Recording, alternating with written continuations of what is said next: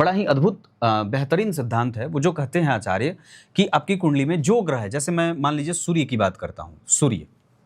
तो आपकी कुंडली में सूर्य जहां बैठे हैं वहां से पंचम घर की स्थिति, तो यहां से पंचम घर में अगर कोई भी ग्रह बैठा, जो ग्रह बैठा, मान लीजिए मैंने पंचम भाव में सूर्य से शनि को बिठा देता हूं, ठीक है, तो अब सूर्य का जो बल होगा वो कभी भी, अब मतलब कि यहां पे विचार करें कि सूर्य चूंकि पंचम भाव में बैठे तो ये संतान का होता है, यश का होता है, प्रतिष्ठा का है, क्रिएटिविटी का है, आपके पेट का है, पूर्व जन्म का है, प्रेम का होता है, दया, क्षमाशीलता, विवेक, विद्या, बुद्धि, सबका यहां से विचार किया जाता है।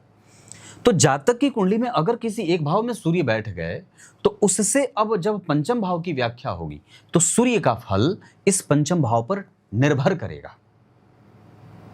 ग्रह सिर्फ जहां बैठा होता है वहीं का फल नहीं करता, जहां बैठा है वहां का, जहां देख रहा है वहां का, जिसके द्वारा देखा जा रहा है वहां से प्रभावित होता हुआ,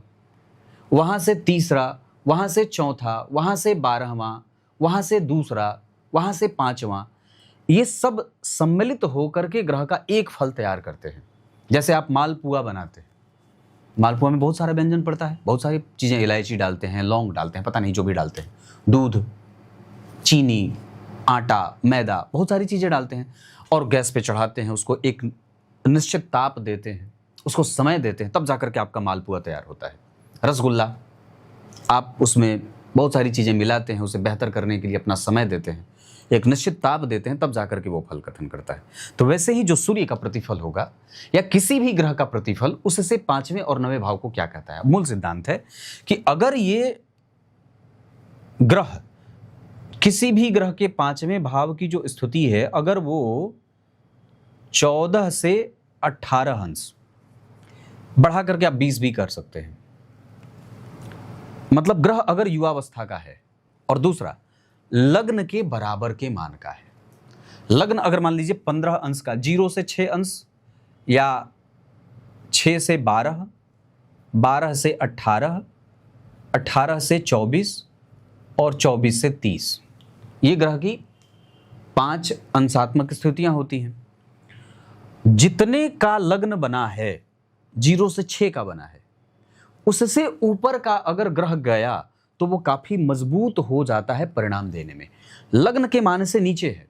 उदाहरण सूर्य से पंचम भाव की स्थिति जो बनी, अगर उसमें डिग्री के हिसाब से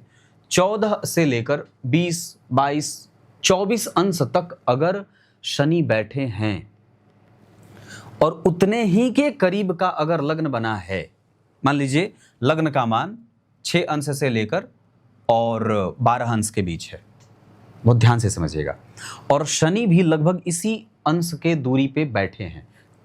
6 अंश से 12 के बीच, या 12 से 18 के बीच चले गए, लग्न का मान भी 12 से 18 के बीच है, लग्न का मान 18 से 24 गया, इधर शनि भी 18 से 24 के बीच में आ गए, लग्न का मान अगर 24 से 30 अंश के बीच गया और शनि भी 24 से 30 अंश के बीच आ गए, मतलब उनका जो साम्य है वो लग्न से बराबर का जा रहा है। तो इसका अर्थ होगा कि जब कभी भी ये ग्रह जो जिस भाव से पंचम में गया उसका संपूर्ण फल देने में सक्षम हो जाएगा। लग्न से जैसे साम्य बना, ये एक अलग सिद्धांत होगा जिसकी तुलना आप लग्न से कर रहे हैं, लग्न से कंपेयर करके आपने ग्रह का फल कथन किया। और दूसरा, एक दूसरा अलग सिद्धांत है कि अगर ग्रह यहां युवावस्था में बैठा है, 14, 15, 16, 17, 18, 19, 20, 6 अंश से ऊपर गया, 6, 7, 8, 9, 10, 11, 12 से 20 तक, तो भी वो ग्रह संपूर्ण फल देने वाला होगा। कौन? ये शनि तो अपना संपूर्ण फल देंगे ही, ये सूर्य के भी बल को बढ़ा देंगे। और ये सूर्य अब कैसे फल करेंगे जातक के जीवन में? तो संतान, दाम्पत्य, प्रेम, बुद्धि, चरित्र, नैतिकता, पिता का संबंध, पिता का धन, स्वाभिमान, आत्माभिमान, इन सभी मामलों में अब जातक मजबूत हो जाएगा।